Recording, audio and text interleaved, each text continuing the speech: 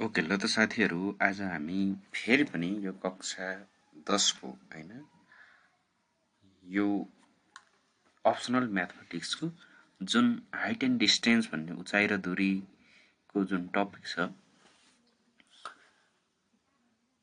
यसको सिरिजमा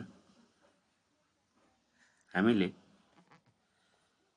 तपाईको पाठ्यपुस्तकमै भएको क्वेशन नम्बर 3 को सी चाहिँ कसरी सल्भ गर्ने र यसकै बेसमा रहेर यससँग रिलेटेड अन्य क्वेशनहरु चाहिँ कसरी गर्ने भन्ने यसको पनि आइडिया तपाईले लिनु हुनेछ।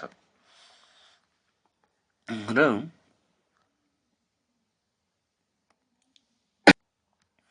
यहाँनिर कस्तो कोण भनेको छ भन्ने हेर्नुस् त, अवनति कोण भनेको छ। अवनति कोण भनेको कस्तो भन्ने कुरा तपाईले पहिला त माइन्ड मेकअप बनाइहाल्नु पर्यो। अवनति कोण भनेको माथिबाट तलतिर हैन अग्लो स्थानबाट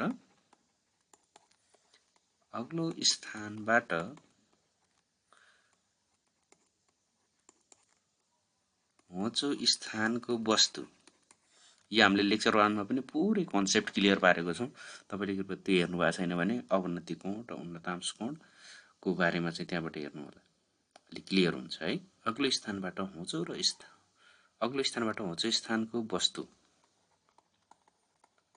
वस्तु हेर्दा दृष्टि रेखाले केसँग त क्षैतिज रेखासँग बनाएको कोण चाहिँ हाम्रो के हो त अवनति कोण हो हैन। यो हामीले पहिले पनि हेरिसकेका छौं। अब यसै कुरालाई मैले बेस मान्दै तपाईले त्यो लेक्चर 1 हेर्नु भएको छैन भने पहिले चाहिँ तपाईले लेक्चर 1 हेर्नै पर्ने हुन्छ है। त्यो चाहिँ तपाईलाई कम्पल्सरी नै भयो, म्यान्डेटरी नै भयो।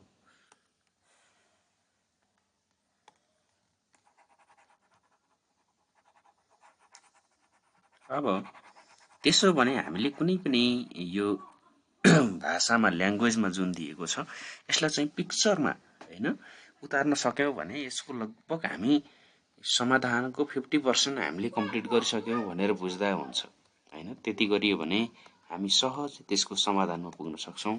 अब यसको फिगर बनाउनतिर हामी फर्स्टमा लागौं। क्वेशनले के भन्छ, एउटा 60 मिटर अग्लो घर छ र यो घर पक्कै पनि एउटा भुइँमा छ, जमिन हो यो, र घरको छत भनेको यो प्वाइन्ट हो। यो प्वाइन्ट माथिको यो प्वाइन्ट चाहिँ घरको छत हो। छतबाट पूर्व र पश्चिमतिर रहेका र यसले दुईतिर हेरियो घरको छतबाट। एउटा पूर्वपट्टि हेरियो, अलिकता एक्चुअल बसेन है यो,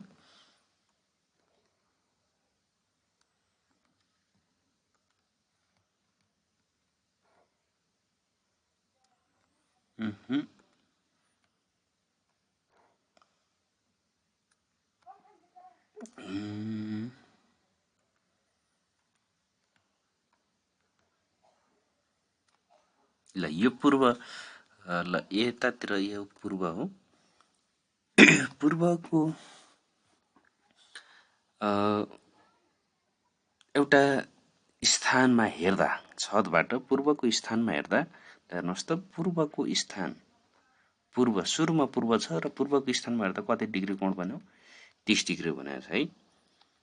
त्यो कस्तो कोण हो त? हो अवनति कोण हो। अब तिले भन्न खोजेको के हो भने अवनति कोण भनेको अब यहाँ एउटा क्षैतिज रेखा हुन्छ। हेर्नुस् त, यहाँ एउटा क्षैतिज रेखा छ। यो क्षैतिज रेखाले हाम्रो दृष्टि रेखा भनेको अब कुनै व्यक्ति वा कसैले एउटा व्यक्तिले यो छतमा बसेर पूर्वमा रहेको एउटा बिन्दु वा स्थान छ, यहाँनिर हेर्दा उसको दृष्टि रेखा भनेको यो लाइन भयो है। यो दृष्टि रेखा हो र क्षैतिज रेखा भनेको यो माथिको लाइन। योसँग बनाउने एंगललाई हामीले के भन्छौं त? अवनति कोण। र त्यो अवनति कोण कति डिग्रीको छ? 30 डिग्रीको भन्छ। र सिमिलरली पश्चिमतिर हेर्नुस् त, अब पश्चिमतिर यही छतबाट पश्चिमतिर रहेको एउटा बिन्दु यहाँनिर छ माने भने अब यहाँनिर हेर्दा अर्को अवनति कोण भनेको कति डिग्री बन्यो भन्छ 60 डिग्री बन्यो भन्छ।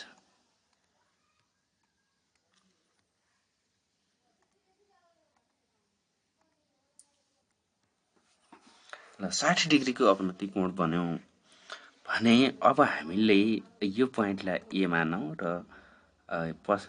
यो पूर्वको पोइन्टलाई बी मानियो र यो कुन दिशा भयो उत्तर भयो राइट। सरी हाम्रो पूर्व र पश्चिम दिएको छ भने यसलाई चाहिँ हामीले के मान्नु पर्यो त यो पश्चिम हो भने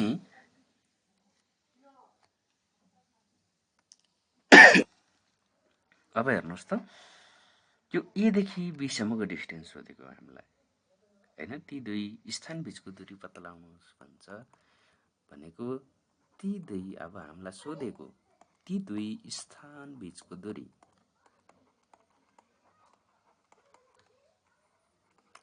बीचको दूरी एबी बराबर व्हाट भनेको हामीलाई हैन हामीलाई सोधेको चाहिँ त्यो हो।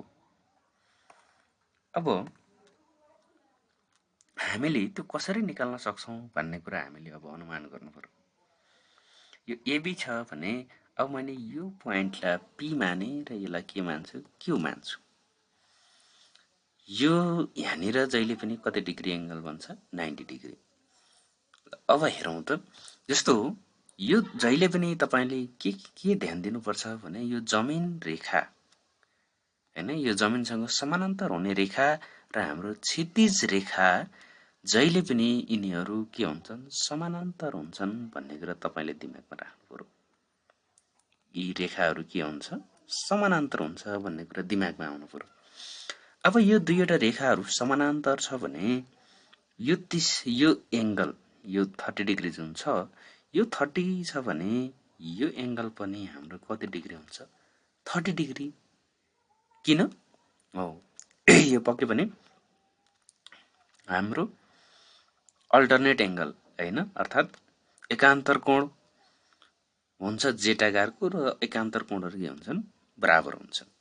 त्यसैगरी यो 60 छ भने यो ए मा बन्ने यो एंगल पनि कति डिग्री बन्छ 60 डिग्री बन्छ भन्छ। र हामीलाई यो पी देखि क्यू अर्थात यो घरको उचाइ भनेको कति दिएको छ 60 मिटर। ल अब लगभग हामीले के गर्नुपर्छ त भने यो हाम्रो दुईवटा समकोणी त्रिभुज बनेको छ। दुईवटा समकोणी त्रिभुज बनेको छ एउटा पीएक्यू भन्ने अर्को पीबीक्यू भन्ने। यसमा tan थीटा लिन्छौं अनि फटाफट हामी यसको समाधानमा लाग्छौं। ल समकोणी त्रिभुज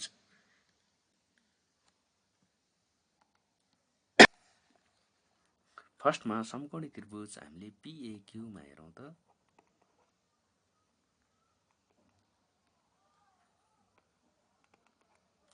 पीएक्यू मा हेरियो भने tan 60 भनेको tan थीटा भनेको के हो त p अपन b तपाईलाई पक्कै पनि थाहा छ हैन।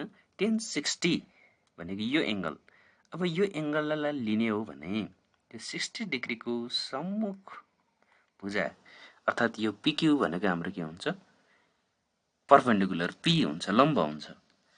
p भनेको हाम्रो के हुने भयो त पीक्यू अपन बेस भनेको यही 60 डिग्री सँग र यो हाम्रो बेससँग जोडिएको यो जुन भुजा छ यो हाम्रो बेस हुन्छ जुन चाहिँ हाम्रो के हो त एक्यू हो।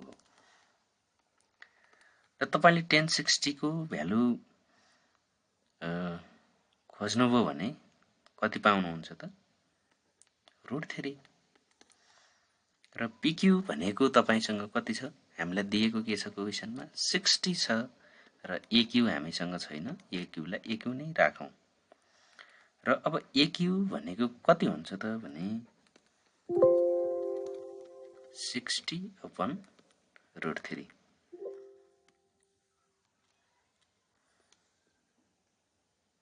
अब यहाँबाट तपाईले यो एक्यू को भ्यालु निकाल्नु पर्यो हेर्नुस् त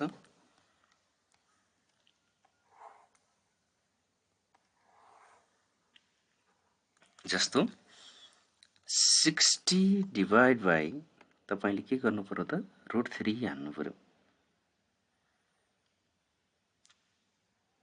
60 डिभाइड बाई रुट भित्र यसरी √3 हाल्नुभयो भने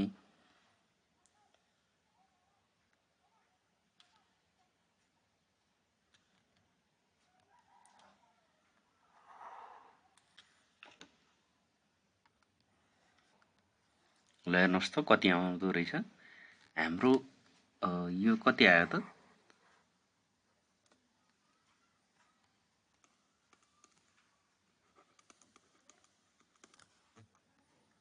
AQ भनेको हाम्रो 34.64 मैले डेसिमल पछाडि दुईवटा डेसिमल पछि दुईवटा डिजिटसम्म चाहिँ लिए यो मिटरमा दिएको हुनाले हाम्रो यो यति मिटर भयो A देखि Q सम्मको डिस्टेन्स आयो फेरि हामीले Q देखि B सम्मको डिस्टेन्स निकाल्छौं र यिनीहरूलाई जोडेर हामीले के आउँछ त पुरै A देखि B सम्मको डिस्टेन्स आउँछ फेरि समकोणी त्रिभुज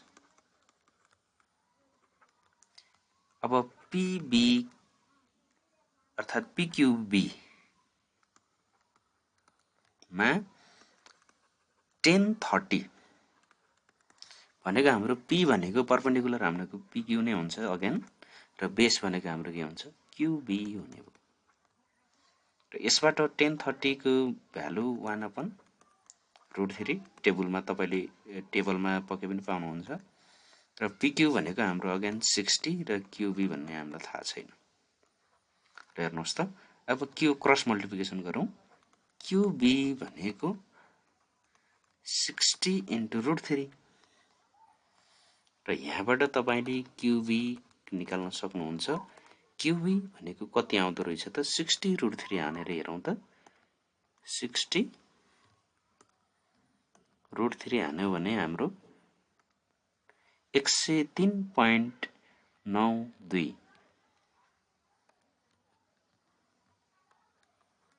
103.92 मिटर आयो अब हेर्नुहोस् त हामीले A देखि Q सम्मको डिस्टेन्स निकाल्यौं फेरि त्यसैगरी Q देखि B सम्मको डिस्टेन्स निकाल्यौं भने अब हामीले चाहिएको AB भनेको A देखि Q सम्म प्लस Q देखि B सम्मको डिस्टेन्स जोड्यो भने आउँछ AQ भनेको हाम्रो 34.64 प्लस QB भनेको 103.92 यसलाई तपाईले जोड्नुभयो भने कति पाउनुहुन्छ त भने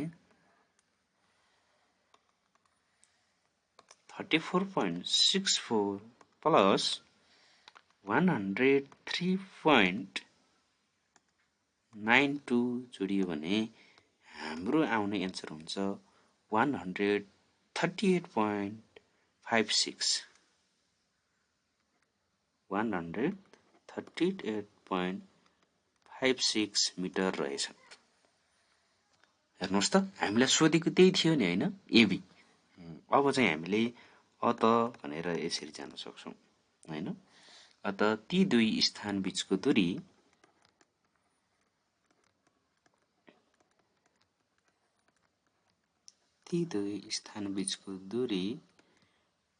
कति रहेछ त 138.56 मिटर रहेछ भनेर हामीले यसरी सल्भ गर्न सक्छौं तपाईले मुख्य कुरा के ख्याल गर्नुपर्छ त भने अवनति कोण र उन्नतांश कोण भनेको कस्तो भनेको छ तीमध्ये कुन भनेको छ र त्यही अनुसारको तपाईले फिगर बनाएको हुनुपर्छ अन्यथा तपाईको हिसाब गोलमाल हुन जान्छ ओके धन्यवाद